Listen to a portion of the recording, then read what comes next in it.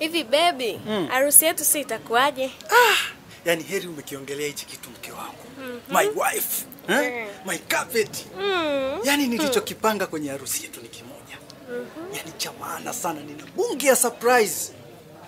Hicho cha kwanza kabisa, yani wale ng'ombe wa babu yangu wale karibu 1000 hivi. Wote nitawasogeza mpaka kwenu. Unaona? Hicho ndio cha kwanza. Alafu mamako, babako wote nawapiga Range Rover moja moja.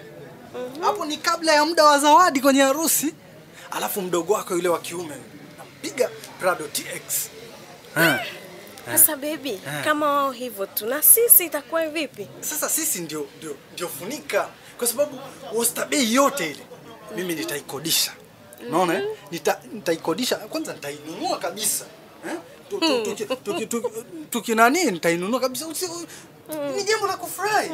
Unaona? Sasa pale tunalala kila nyumba tunayochagua pale. Tunalala. Alafu kikubwa kabisa ambacho kitakuwa surprise kwako, makeup China. Unaona? Alafu furniture nini Taiwani. Alafu tunarudi tunakaa zetu hapa Dubai kidogo.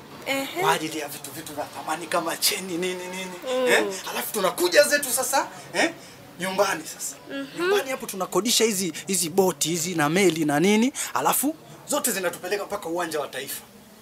Sasa uwanja wa Taifa pale tutapitaje baby? Kuhusu kupita ni hela tu baby. Unaona Ni hela tu. Nimeshakodisha Wachina wa kutosha. Hii kazi wataifanya kwa muda kama wa sekunde 6 hivi. Alafu kingine kikubwa zaidi.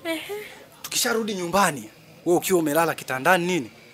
Mimi naenda nachukua ndoo ya maji, nakuja na kumwagia, alafu ndoto yako inakuwa imeishia hapo. Kumbe muda wote baby ni ndoto.